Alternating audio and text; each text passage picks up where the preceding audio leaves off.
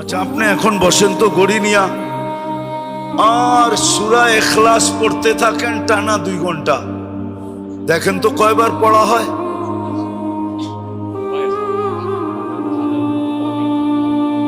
আচ্ছা, বাদ দিলাম 99 বারও যদি পড়লেন তো 33 খতম কোরআনের সওয়াব আপনার বাপ মাবার আমলনামায় ঢুকলো। আর আপনি জানেন 1 খতম কোরআনের ওয়েট কতটুকু? হ্যাঁ, অ্যানালাইসিস তো নাই আমাদের কাছে, ধারণা তো নাই। 1 কোরআন খতমের সওয়াব যদি মিজানের পাল্লায় রাখা হয়, কেননা এটা আল্লাহর পার্সোনাল জিনিস।